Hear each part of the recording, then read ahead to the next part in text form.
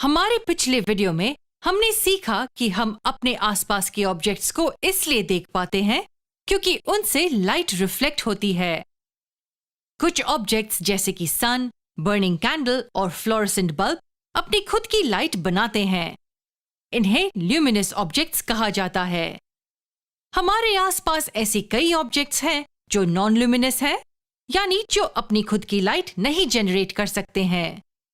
फिर भी ये ऑब्जेक्ट्स अपने सरफेस पे ल्यूमिनस ऑब्जेक्ट से आती हुई लाइट रिफ्लेक्ट करते हैं और इसी रिफ्लेक्शन के कारण हम उन ऑब्जेक्ट्स को देख पाते हैं। ल्यूमिनस ऑब्जेक्ट्स अपनी लाइट कौन सी दिशा में एमिट करते हैं? वे हर मुमकिन दिशा में लाइट एमिट करते हैं। जैसे मान लीजिए एक फ्लोरेसेंट बल्ब है जो चमक रहा है। वो हर दिशा में अपनी लाइट एमिट करता है।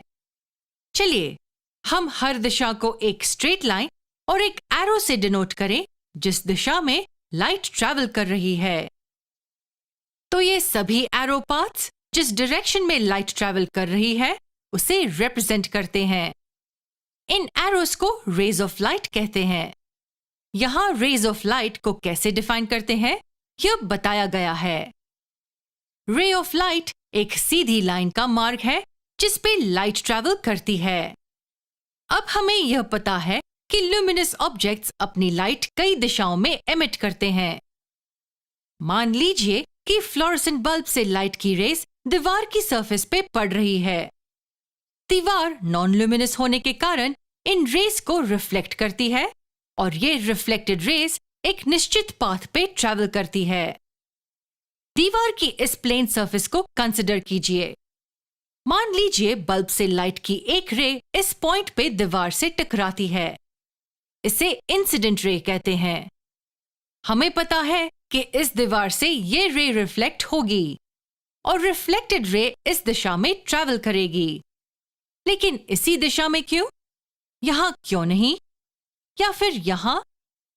वो इसलिए क्योंकि लाइट की रेस लॉज ऑफ रिफ्लेक्शन का पालन करती है जब वे सरफेस से टकराती है। सरफेस के पॉइंट ऑफ इंसिडेंस पर परपेंडिकुलर बनाएं। इस लाइन को नॉर्मल भी कहा जाता है। ये रहे रिफ्लेक्शन के दो लॉज जो सभी लाइट रेस पालन करते हैं। एंगल ऑफ इंसिडेंस हमेशा एंगल ऑफ रिफ्लेक्शन के बराबर होता है। Incident ray point of incidence पर नॉर्मल और रिफ्लेक्टेड रे सभी एक ही प्लेन में होते हैं। पहले वाले को समझने के लिए हमें पहले जानना होगा कि एंगल ऑफ इंसिडेंस और एंगल ऑफ रिफ्लेक्शन क्या होते हैं। Angle of incidence incident ray और नॉर्मल के बीच का एंगल होता है। इसे I से डिनोट करते हैं। Angle of reflection reflected ray और नॉर्मल के बीच का एंगल होता है और इसे R से डिनोट करते हैं। इसलिए हमारा पहला लॉ यह कहता है कि एंगल ऑफ इंसिडेंस हमेशा एंगल ऑफ रिफ्लेक्शन के बराबर होता है। I R के बराबर है। यहां क्योंकि I R के बराबर है, अगर इंसिडेंट रे इस पॉइंट पे टकराती है तो रिफ्लेक्टेड रे भी इसी दिशा में ट्रैवल करेगी, सिर्फ इसलिए क्योंकि R और I का मेजर सेम बना रहे। अगर मैं इंसिडेंट रे को यहां ले जाऊं तो रिफ्लेक्टेड रे भी R के मेजर को I के समान बनाए रखने के लिए आगे बढ़ेगी। I हमेशा R के बराबर होता है। चलिए, ये तो बात हो गई पहले स्टेटमेंट की। दूसरी स्टेटमेंट का क्या? दूसरी हमें बताती है कि इंसिडेंट रे, रिफ्लेक्टेड रे और नॉर्मल सभी एक ही प्लेन में स्थित है। इसलिए अगर मैं इस सिनारियो को एक पेपर के पीस में बनाती हूं, मुझे यह मिलेगा। इंसिडेंट रे, रिफ्लेक्टेड रे और नॉर्मल तीनों पेपर के प्लेन में हैं। सेकंड लॉ यह बताता है कि वे हमेशा सेम प्लेन पे ही होते हैं। फॉर एग्जाम्पल, अगर रिफ्लेक्टेड रे इस दिशा के बदले इस दिशा में है तो डायग्राम कुछ ऐसा दिखेगा। इंसिडेंट रे और नॉर्मल रे पेपर के प्लेन में है, जबकि रिफ्लेक्टेड रे इस प्लेन में है ही नहीं।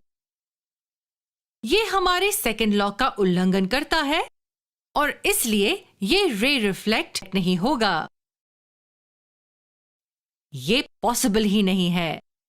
इसे इसी तरह होना चाहिए। I R के बराबर होगा और वे सेम प्लेन में आएंगे। मैं उम्मीद करती हूं कि आपको दोनों लॉज समझ आ गए होंगे। अगले लेसन में हम इस कॉन्सेप्ट से जुड़ा हुआ एक्सपेरिमेंट देखेंगे जो आप भी बड़ी आसानी से अपने घर पर परफॉर्म कर सकते हैं।